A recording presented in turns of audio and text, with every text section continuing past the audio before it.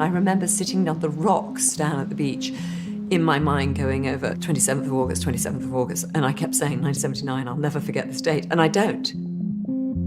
Every year that date comes around, and we remember it.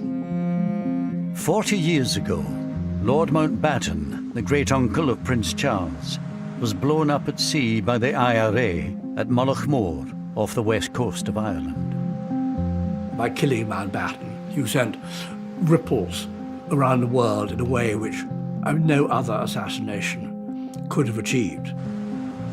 No member of the British royal family had been murdered by terrorists within living memory.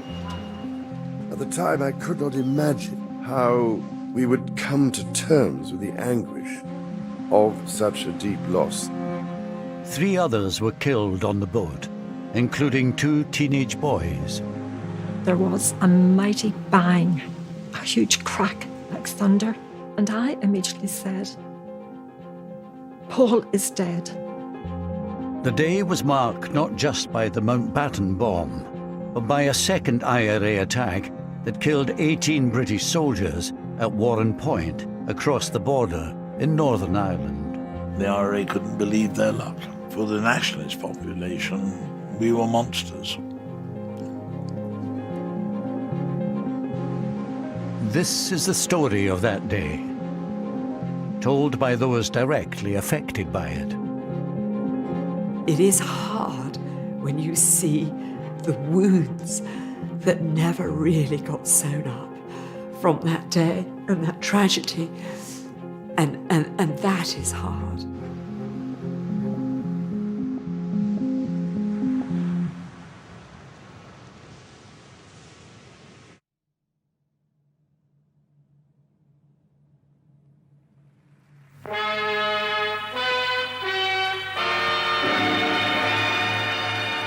In a few minutes from now, I'll know whether or not we're going to succeed in telling the exciting story of a man whose courage and daring in the war and far-ranging influence in peace have significantly contributed to the shaping of this century's history. The man I'm after has no idea that I'm going to be I remember going to the studio. I remember the dress. I had to wear my sister's hand-me-down dress, always a hand-me-down dress. And my thanks to Lord Brabourne, John Barrett. We even had Princess Anne's underwear, I remember one year was handed all the way down to us. Admiral of the Fleet, the Earl Mountbatten of Burma, tonight this is your life. What do you mean? Inside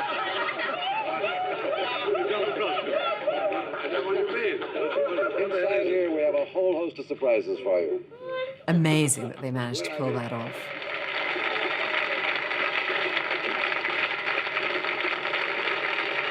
Now, India, that's an unusual name, isn't it? How did you get that? Because my grandfather was the last Viceroy of India. Because my grandfather was the last Viceroy of India. Of course, nowadays people say, what's a Viceroy? As Viceroy, he was the last colonial ruler of India. He was also Admiral of the Fleet, second cousin of the Queen, and mentor to the Prince of Wales. The Earl Mountbatten of Burma was for half a century one of Britain's leading public figures.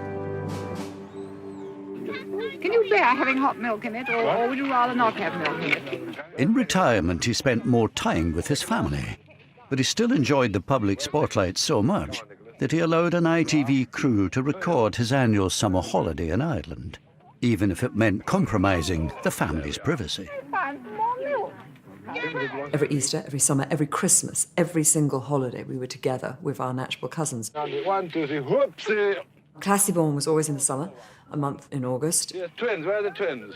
For all of the fact that it was called Classy-Born Castle, essentially it wasn't. It was a Victorian mansion with some turret built onto the end of it. Lord Mountbatten inherited Classy-Born Castle from his wife, Lady Edwina, who died in 1960. There were so many wonderful traditions.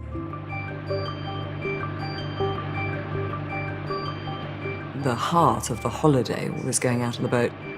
I would go a lot on the boat. We all did. Come on. The building of the dams, that was absolutely a tradition and taken very seriously. Everybody knew what they had to do. Give it to me, I say. Listen, you start, make the hole here. There it is, see? From here, then you start doing the dam. Out of the way, Fee. You see, he was admiraling, wasn't he? No, put it this way. Go on, do it yourself. Do as you're told. Yes, I did. There we are. There you are. It would be hard to be chief of combined operations and then not be in charge of the family dam. Let's face it. The Mountbattens were generally viewed by the locals as benevolent, well-meaning, helpful people who it was nice to have around. The neighbourhood benefited as a result of their presence. Each summer, the Mountbattens would take up residence at Classiebawn Castle, overlooking the pretty fishing village of Mullaghmore. The family's visits brought a touch of glamour and jobs for the locals. This photograph here was in the dining room of Classiebawn at a dinner. That's just me there. When you look back so many years ago, it's now 40 years, you can always say the memories of them are happy ones. And that's the most important thing of all. Do you remember this mother? Lord Louis gave you this book. Yeah. To Mrs. Barry, with grateful appreciation, Mountbatten of Burma, Classiebawn Castle, August 1978. And it was Barbara Carson's book of useless information. So my mother treasures that very much. I think that's the last thing he gave to her.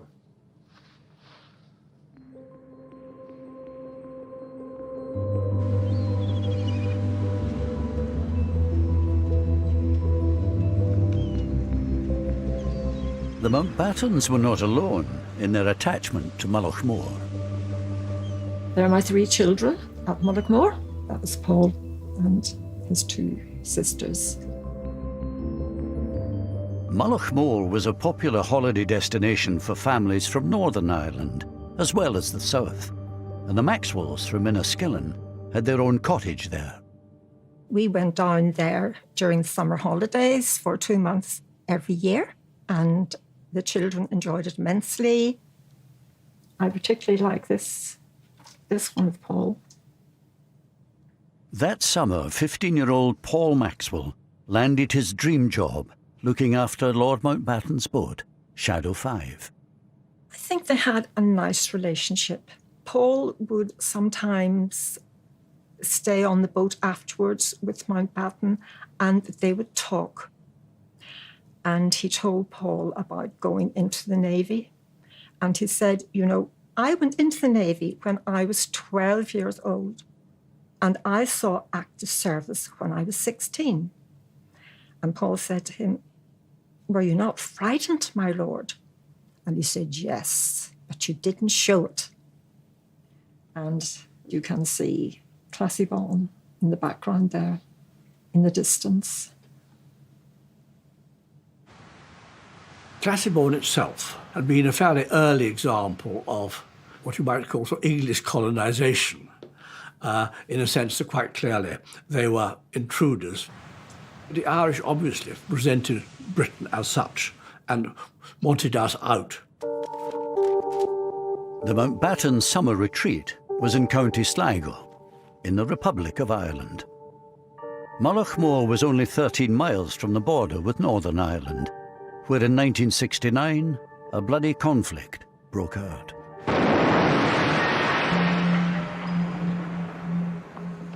Catholics in Northern Ireland resented being treated as what they saw as second-class citizens, and the IRA took up arms against the British state. Despite the nearby troubles, the Mountbattens kept coming to Classiebawn. They enjoyed protection from the local police, the Garda, but it was all kept very low-key.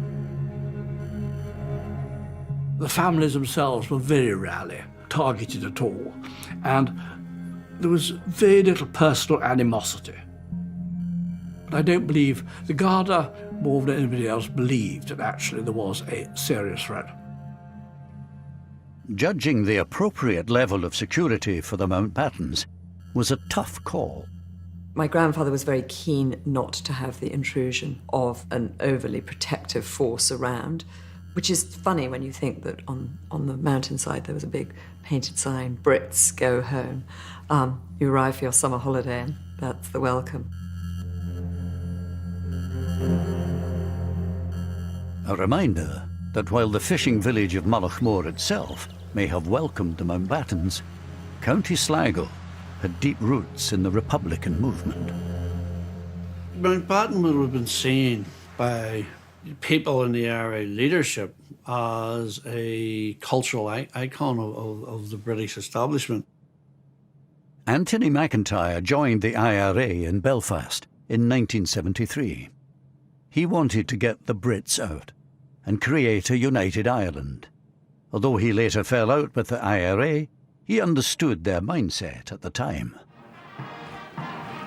He would have been targeted, and his targeting justified on the grounds that by taking him out, there was a blow been administered to the very heart of the British establishment. It turns out that throughout the 1970s, Lord Mountbatten had been a potential target for the IRA. Kieran Conway had risen through the IRA's ranks to become its Director of Intelligence by 1975. He reveals for the first time that an attempt on Mountbatten's life had been actively considered 4 years before the successful assassination. In the mid-70s, there was an operation cleared to kill Mountbatten. He was to be ambushed either exiting or entering his castle. 4 or 5 men.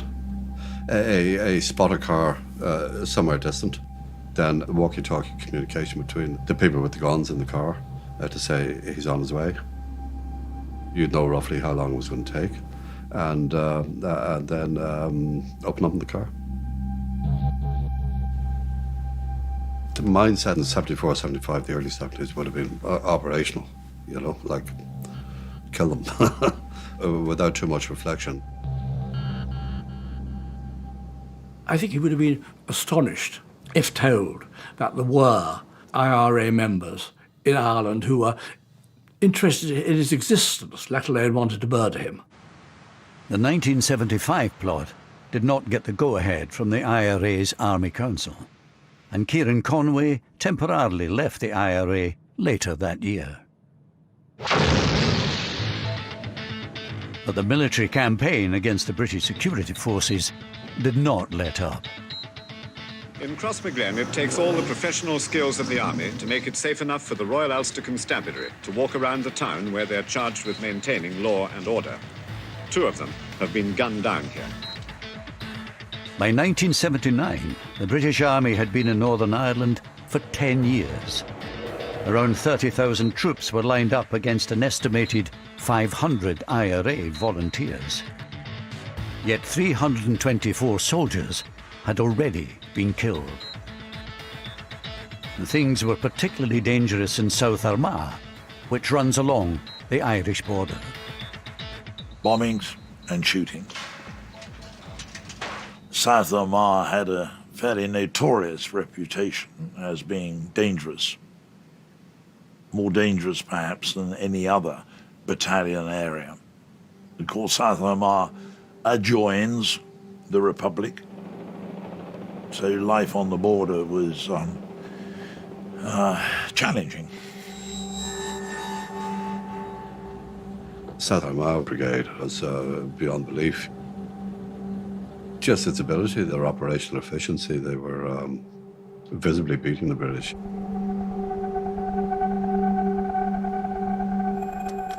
In the summer of 1979, the South Armagh Brigade was plotting 2 of the most ambitious attacks of the IRA's campaign so far.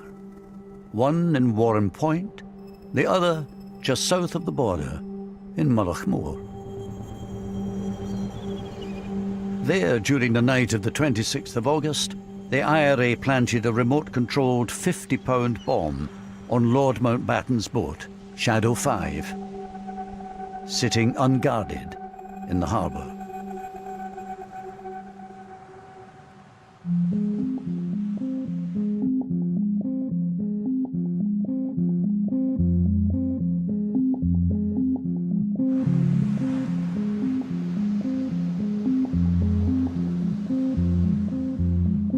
went on duty at 6 a.m. up at the castle here. 9 to 9:30, Lord Mountbatten and his family came out from the castle and informed us that they were going down to the pier. So we got into a patrol car and we escorted them. In this unique photograph taken just 24 hours earlier, showing the family and staff outside Classiebawn, all the members of Lord Mountbatten's boat party are present. His son-in-law, Lord Brabourne, and his daughter Patricia, their 14-year-old twin sons, Timothy and Nicholas Knatchbull, and their 83-year-old grandmother, Doreen, the Lady Dowager. The only non-family member on board was the 15-year-old Northern Irish boat boy, Paul Maxwell.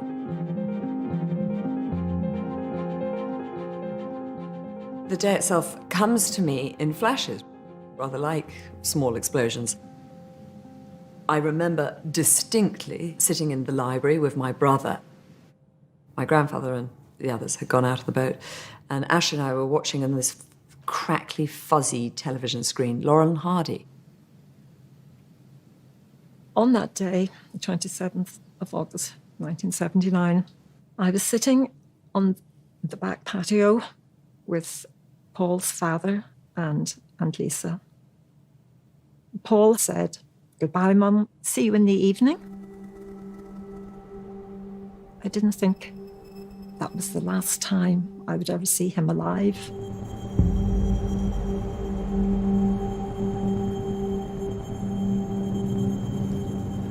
Beautiful morning it was, sun was shining.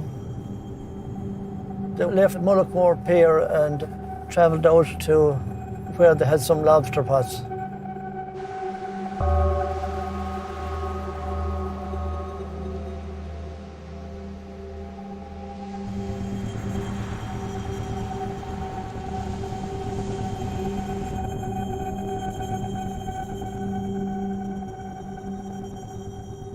This is where we were. Yes, looking out, you could see the boat as it came along.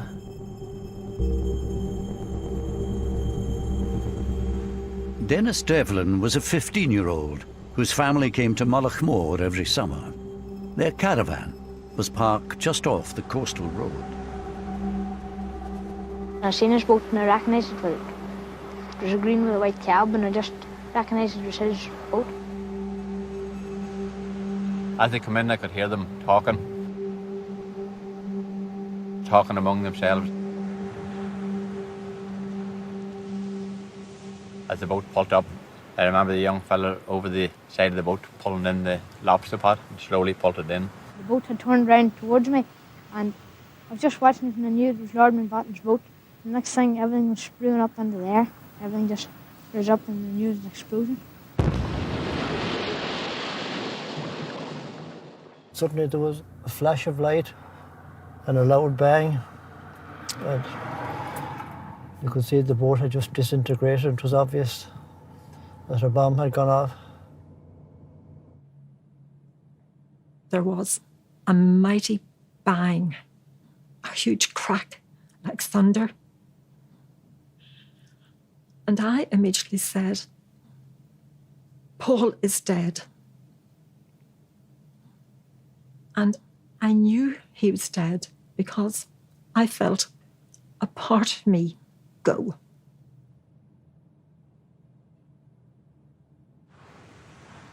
My brother, sister, and I were taken into the study, and before anything, we were asked to take these pills with a glass of water. I'd never taken a pill in my life before. And that, to me, was more surprising than anything of that day. I couldn't understand why I was being made to take a pill. Again, I think it's so reflective of the era that they were in the 1970s, that someone would have had Valium on them, for God's sakes, and said, "Let's give it to the children." I mean, dear God, would you give an 11-year-old a Valium? I, for some reason, left the castle and ran down to the beach, which wasn't helpful at all, and incredibly inconsiderate of me now I look back. I remember sitting on the rocks down at the beach, in my mind going over 27th of August, and I kept saying 1979, I'll never forget this date, and I don't. every year that date comes round, and we remember it. And it was just such an incredibly beautiful day. And on the rocks, this incredible view. And yet, destruction. I'm so sorry, I don't normally get upset.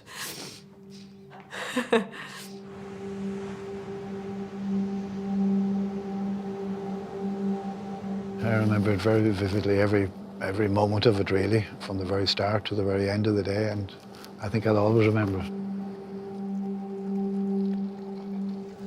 Lord Mountbatten's boat had exploded, so immediately I got two friends and we went out on the boat to see what we could do. And we arrived there, and those other boats that were in the near vicinity, they were already lifting the survivors.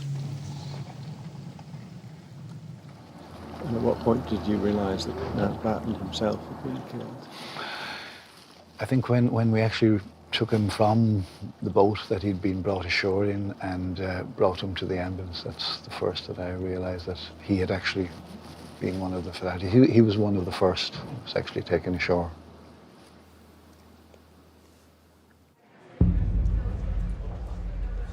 It was a perfectly ordinary day, that August bank holiday. I was helping to put together the lunchtime bulletin for Radio Ulster.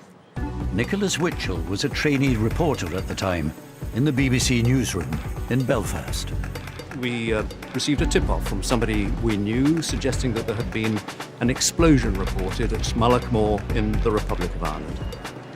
I do remember forming the words on my pad, Mountbatten dead.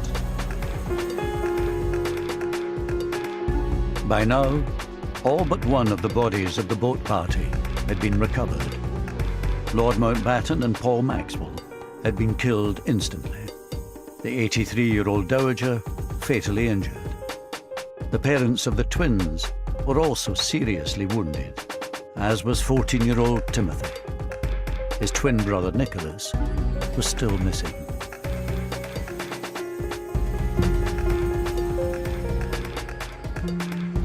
You could see this beautiful blue azure sea just off to the north end of the little peninsula which Mullaghmore is.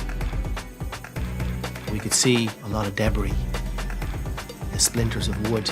It was fine debris, quite fine debris it was.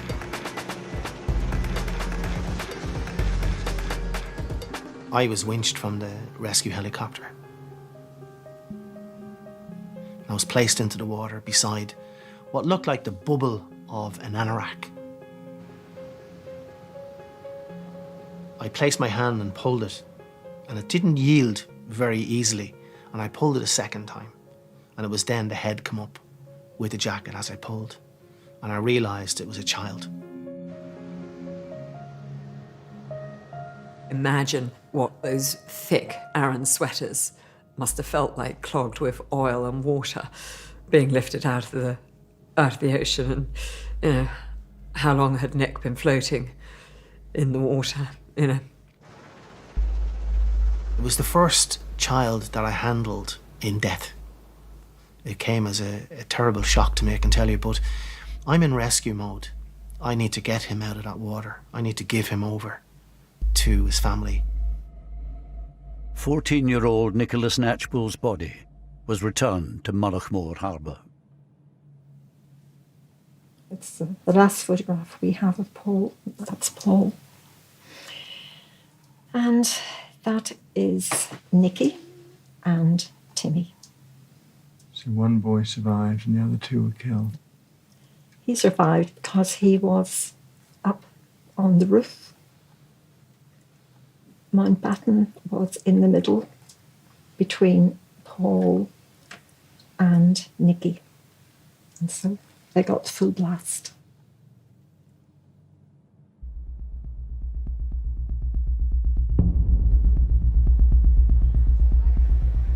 Later that afternoon, I had a phone call from a contact I knew within the Republican movement who asked, most unusually, to drive up to the Falls Road to meet him. Opened the door, he got into the car, sat down beside me, we drove on. Then he reached into his mouth, like that, and drew out a small scrap of paper which was wrapped up in cling film, unwrapped it, and this was a telex message which contained the IRA claim of responsibility for, as they put it, the execution of Lord Mountbatten. The choice of the word execution is very deliberate. It is an attempt to imply that there was some kind of a justification. Execution implies a judicial process, clearly, absolutely inappropriate. By killing Mountbatten, you sent ripples around the world in a way which probably no other assassination could have achieved. While people were still reeling from the news that a member of the royal family had been killed at Mullaghmore, the IRA's operations that day were not yet over. Now the British Army was in their sights. Later that afternoon, over 100 miles away, members from another South Armagh unit were lying in wait by the Newry River on the southern side of the Irish border. They were hoping to blow up a British Army convoy travelling along the road from Warren Point across the river in Northern Ireland by detonating 2 radio-controlled bombs that they'd planted earlier. One, a 700-pound device hidden in a lorry piled high with straw, was parked in a lay-by. The other, 1,000 pounds worth of explosive, hidden in a nearby gate lodge.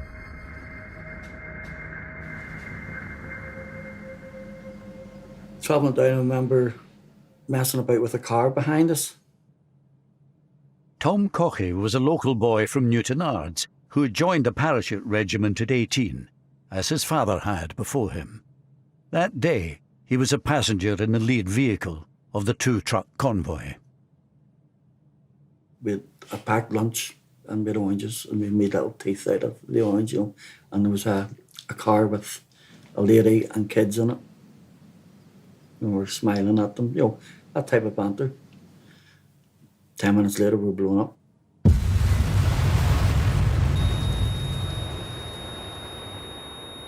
Not a bang, just a rumble. And I had the sensation of flying. Not even coming to, just looking about, sitting there, and everything's just a mess. I came into the roundabout and you couldn't see past the roundabout, totally obscured with smoke. Peter Malloy was a freelance photographer at the time, who just happened to be passing. I got out, grabbed the cameras, and just as I'm going into it, a policeman's coming running out, and he's screaming. He says, don't go in there, they're all dead. I just put the camera into autofocus and I just shot generally. The first thing I saw was a long wheelbase Jeep, and there were soldiers in that, and one look told you they were obviously dead. And the heat, you couldn't really go too close to it. Everything was burning. And my legs were on fire. No, I couldn't move. And the next thing, the guys were on me. They were pouring water, trying to put me out. And one of the guys gave me his red beret to put over my face to keep the sun off it. And I can remember lying there and voices. Dead, he's dead, he's dead, dead, he's dead, he's dead. And voices getting closer to me. And whether I imagined this or whether, I don't know, but I vividly remembered. I remember saying, I'm not dead. And taking the beret off, it was like a roll call of the dead. 7 of the 9 paras travelling in the first truck had been killed. Tom Cochey, along with his friend Paul Burns, were the only survivors. But the carnage didn't end there. A very fine English voice shouted, there could be a second bomb. Take hard cover. And they all went over towards the gate lodge. Across the river, the IRA bombers were lying in wait ready to detonate the second bomb. They'd predicted correctly where the surviving British troops were likely to regroup. I remember getting put in that chopper and Paul Burns being put in. I remember looking at his face and it was like something out of Tom and Jerry. When the cigar goes off in your mouth and your face is black. And with all little, he was like a straw man, little bits of straw stuck in his face. And then, boof, bang it goes again. Boom.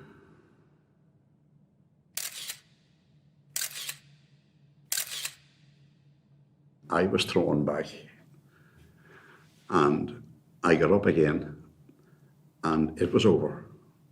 Basically, it was over.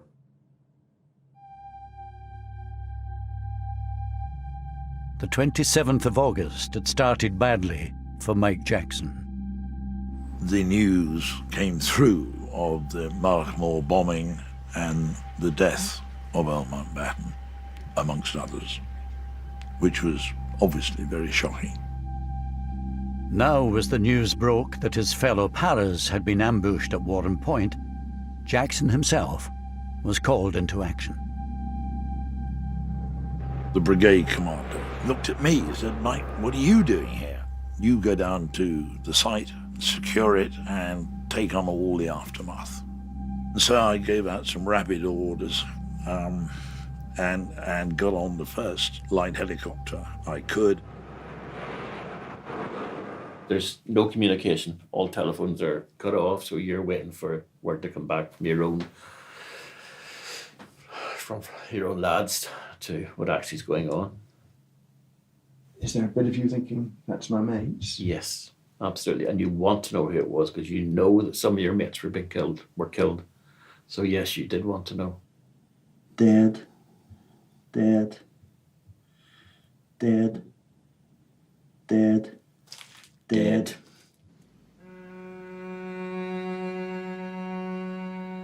A further 11 British soldiers had been killed in the second explosion.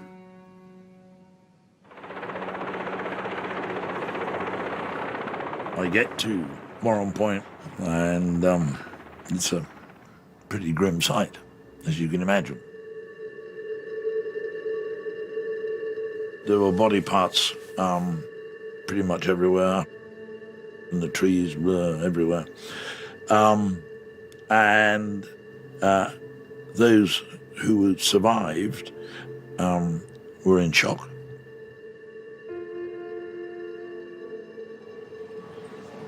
It was absolutely obvious, right from the earliest point, that this was a death toll on an exceptional scale. It transpired, of course, that 18 soldiers had lost their lives, the greatest single loss of life that the British Army had suffered in Northern Ireland.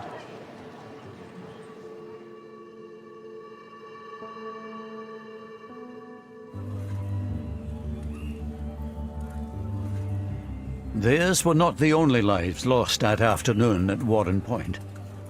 Barry Hudson had been getting ready to go to work at the family's funfair business in Omeath, on the southern side of the border. He had been joined that summer by his 29-year-old cousin from England, Bill. All of a sudden, we heard this thump, right? And I remember Bill saying, "Oh, what was that?" And I said, "It sounded like a bomb." He said to me, "Could you bring me down? Let me have a look." In the mayhem following the two bomb blasts, the surviving paras spotted the figures of Barry and his cousin Bill on the other side of the river and wrongly imagined them to be the IRA bombers. You could see the lorry burning, one with the hay on it. For a time you could see the soldiers coming in along the road there in the jeeps. You could see the red berries and that, you know, and I heard the ground being struck. And then I felt my arm like a stone hitting it. I thought it was something, a stone maybe or whatever. And it was bleeding. And then there was more. So So I turned and Bill was standing over there. The car was just parked up there and he was standing to the right, we'll say. And I shouted at him then to get down.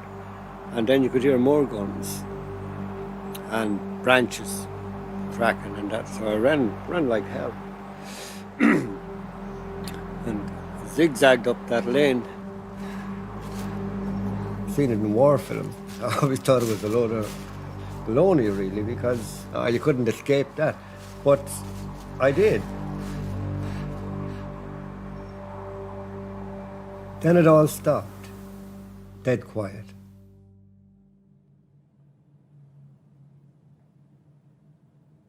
So after about a minute or two, I thought my cousin should be coming up now. I just thought he'd get up and come back up. I looked around the corner and I seen him lying on his back and blood, a lot of blood. And I ran down to the car. I knew when I seen him, it's nothing anyone can do for him. The lad that pulled the trigger, I'm sure he was shell-shocked. Didn't enter his head for one instant, not to pull that trigger. And I think that we would all have done the exact same thing in that situation. It was left to Barry to report the tragic news to Bill's father. Ironically, Bill Sr. worked in Buckingham Palace as one of the Queen's coachmen. I said, "Oh, terrible news, Uncle." I said, "Bill's dead." "Oh, dead? Huh? What happened? How'd he dead?" And I said, "He got shot." I said, "How'd he get shot?" Terrible. Terrible. Just one of the worst moments of my life, actually. Something I wouldn't want anyone to have to do. The army later acknowledged that Bill Hudson was an innocent civilian, mistakenly killed.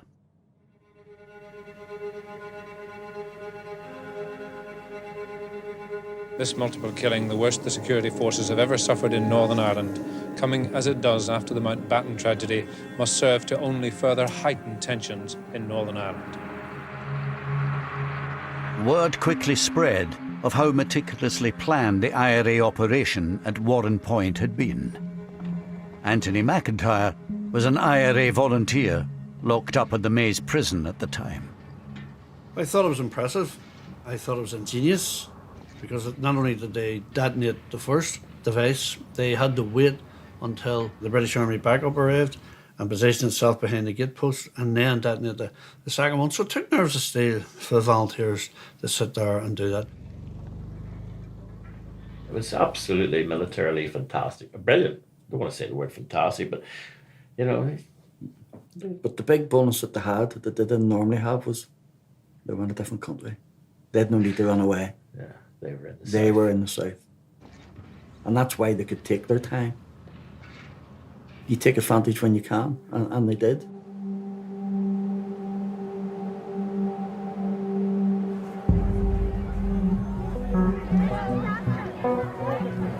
Will you please stand still and I will move?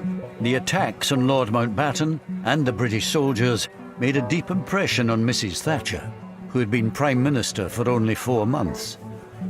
Within 36 hours, she landed in Northern Ireland on an unscheduled visit to investigate what had happened and to offer reassurance. When she went to Northern Ireland, I remember the walkabout in the shopping mall, which I thought was an extremely brave thing to do. Not because there was much risk of being shot in that environment, but simply because there would be a lot of people in the shopping mall who didn't like her very much. Mrs. Thatcher, we want the freedom for our country, and you're so getting. She was a very feminine person. And it's like allowed us to tell. Yes, basically. She was profoundly moved. She didn't blub, but tears came to her eyes. Well, it could have been a lot worse. She only very rarely wept, to my knowledge anyway. And when she did, there was good reason for it. She's not everybody's cup of tea, I know that, but she was able to relate, and they to her, to the soldiers. Baudelaire, very doughty lady.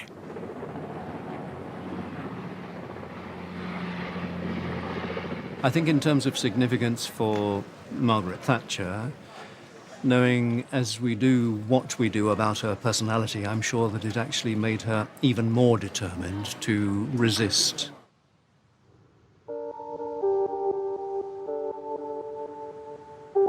Mrs. Thatcher's flying visit did not extend to the scene of the Mountbatten bombing over the border in the Republic of Ireland. Here too the events of that day had made a huge impact. While it was recognised that the IRA had pulled off 2 audacious military operations, in PR terms, opinion was divided. Almost everybody spoke with regret and shame about what had happened to Mountbatten. And that sense, this is our territory, how dare they do this on our territory. But there were a number of people, I won't say a majority, but there were a number of people who said what happened to Mountbatten was wrong. But as far as the British soldiers are concerned, listen, those that live by the sword die by the sword. This feeling was reinforced by the fact that 16 of the 18 British soldiers killed at Warren Point were from the paratroop regiment.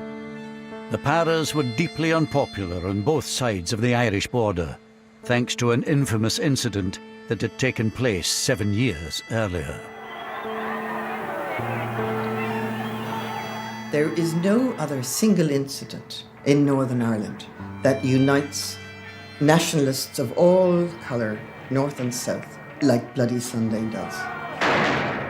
Because to us it was the deliberate killing of peaceful protesters on a march in Derry. 13 civil rights protesters were killed on what came to be known as Bloody Sunday. Here was the British Army turning its guns on the people it called its own citizens.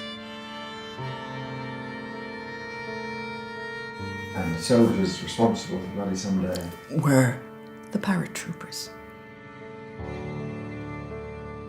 So there was a particular feeling of general dislike towards the paratroopers. This dislike was felt particularly strongly by the IRA volunteers locked up in the Maze prison at the time. And how would you characterise the reaction of you and your fellow prisoners to hearing about the Warren Point news? Exuberance, exhilaration. All the Christmases had come at once and come early. The IRA couldn't believe their luck. For the nationalist population, we were monsters. We were quite ruthless, quite callous, quite indifferent to the suffering of the relatives, and found the parachute regiment absolutely anathema. They were celebrating, and of course they were. You know, they had a good day.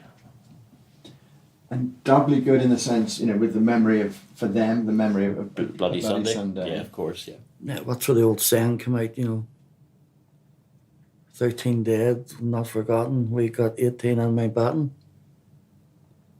There's a quote for you. Very good.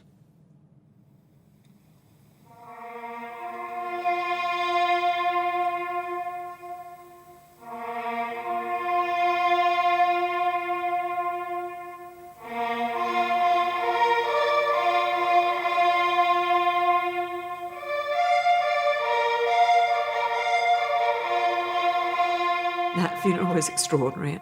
I think my grandfather had masterminded every moment of it, understandably, and it ran to perfection. The whole family of Europe seems to be here. Lord Mountbatten's state funeral, the largest of its kind since Winston Churchill's, provided a vivid reminder of the personal nature of the blow dealt to the royal family.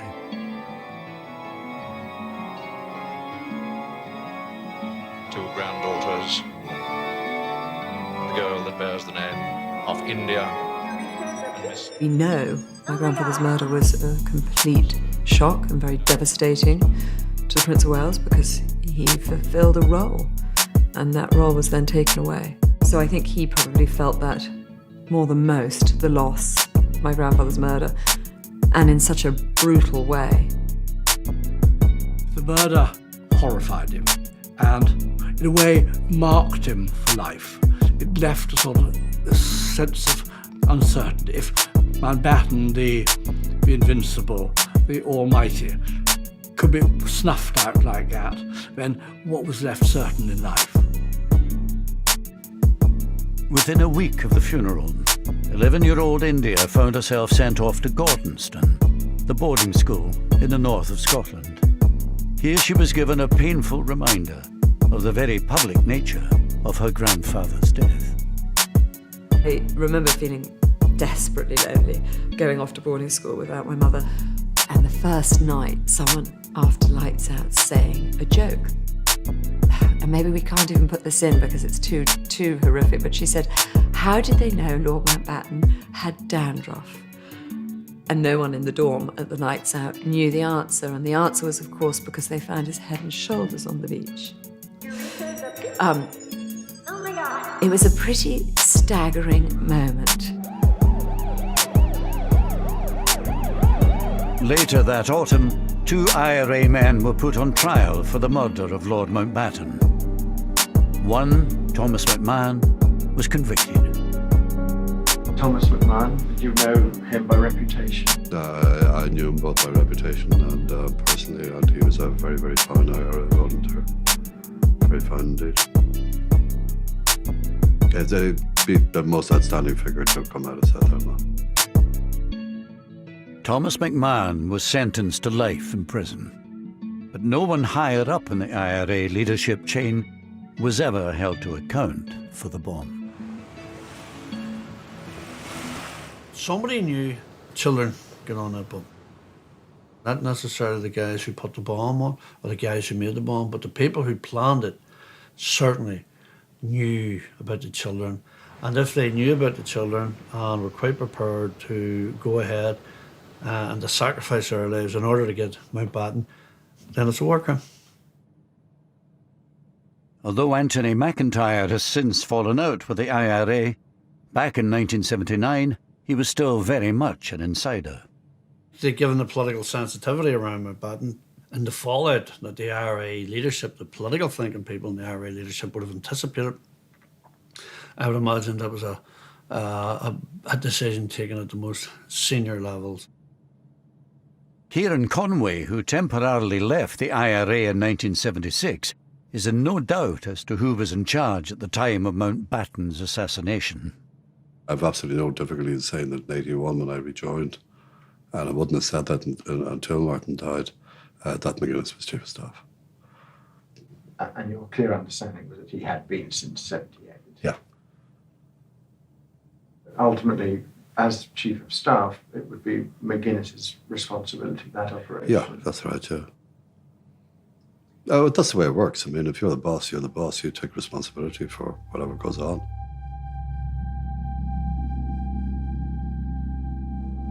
Meanwhile, no one was ever put on trial for the bombs at Warren Point, let alone convicted, despite the arrest on the day itself of 2 IRA suspects near the scene of the carnage.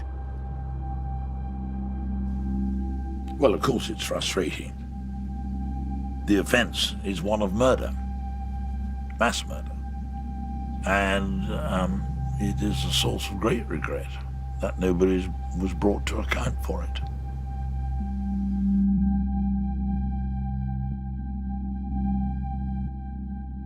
In these past few days, the irresistible force, the political will, has met the immovable object, the legacy of the past, and it has actually moved it. It took another 20 years after the Mountbatten and Warrenpoint killings, but peace was finally established in Northern Ireland by the British and Irish governments at the Good Friday Agreement in 1998. This agreement is good for the people of Ireland, North and South. As part of the peace process, the IRA's prisoners were released, including Thomas McMahon, the sole IRA member convicted of the killings.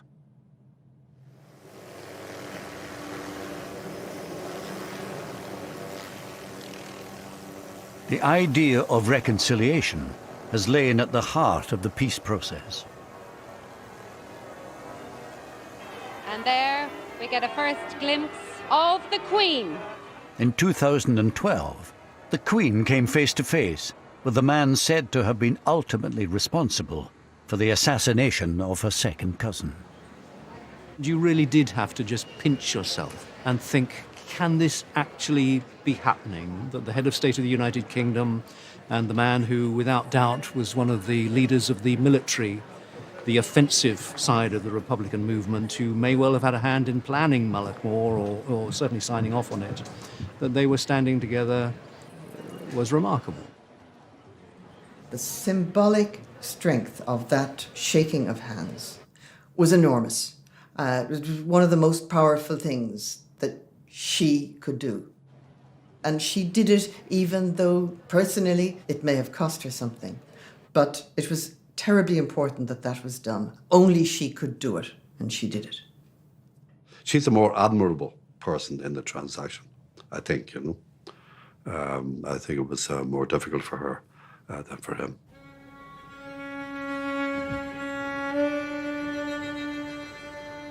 Like mother, like son. 3 years later, the Prince of Wales made his own gesture of reconciliation. The events of 1979 had come as a double blow to him. He was Colonel-in-Chief of the Parachute Regiment, which had lost 16 of the 18 soldiers killed at Warrenpoint. And at Mullaghmore, he'd also lost a mentor who meant so much to him. At the time, I could not imagine how we would come to terms with the anguish of such a deep loss, since for me, Lord Mountbatten represented the grandfather I never had.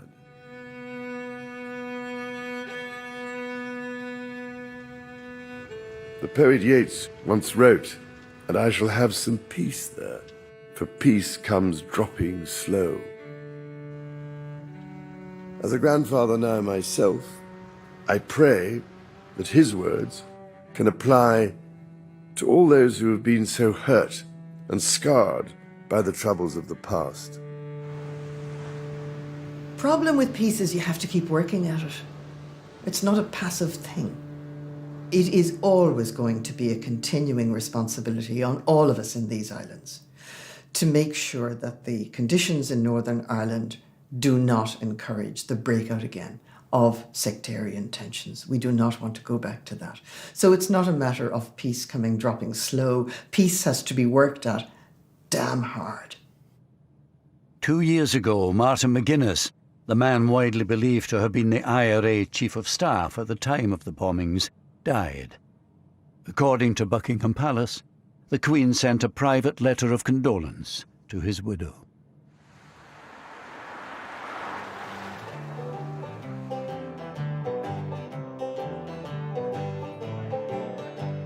Today, for the most part, normal life has returned on both sides of the Irish border. But the sense of shame in the village of Mullaghmore lives on, especially among those who'd had close ties to the Mountbattens. There was a terrible sense of shock in this village and disbelief. And there was a dark cloud over the area, over the village for years after. People didn't talk about it. They did in their own houses, hushed, talked about it, but not out in the open. People felt so bad about what had happened and embarrassed about it. As with the town, so with the individuals themselves. They too are still struggling to come to terms with the tragic events of 40 years ago. I never took another picture since. It's 40 years ago. Why did you never take another photograph? I just couldn't face it. I was literally shaking. I watched the firemen and I thought that's what I should have been doing. And the following week, I applied and I joined the fire service then. Loved it. Loved it. I see that young boy's face over and over, and it doesn't go away, and it doesn't get any more blurred as it did from 1979 to today, because I can still see it. I'm okay with all that because I brought that kid home.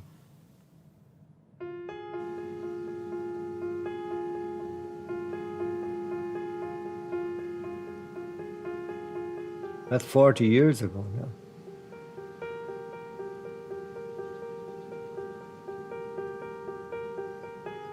It hasn't been one day, I'm sure, that it hasn't crossed my mind. Sometime. And that's a long time for something to stick in your mind. Didn't feel lucky at the time.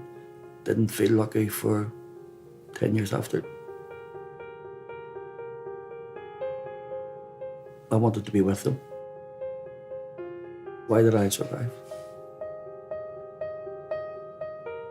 It was like a day that would never end. And then went on to weeks that would never end and years where grieving would never end. And it hasn't. I will always grieve for Paul. I carry him in my heart everywhere I go. I asked my mother about doing this, and she said, yes, absolutely, it's important to keep talking. I think in trauma and in death and in survival, there is so much that is unsaid, and there is, unfortunately, no path. There's no written textbook of healing. And so in amongst my 7 cousins who I am and remain close to, and my own siblings, everybody coped very differently. And some didn't cope well. And of course, we're seeing the side effects of that even to this day. And the damage that was done was so much deeper than any of us could ever have imagined. And adult lives are still being horrifically disrupted. I certainly try not to hold resentment in any way, and that's hard. But forgiveness, I think, is important. One has to move on.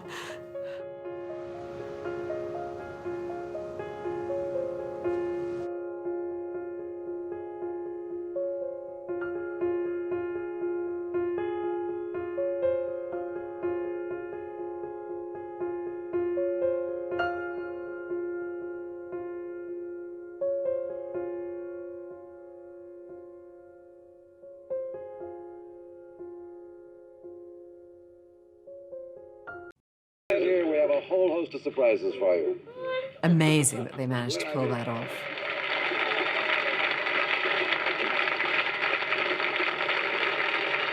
Now, India, that's an unusual name, isn't it? How did you get that? Because my grandfather was the last Viceroy of India. Because my grandfather was the last Viceroy of India.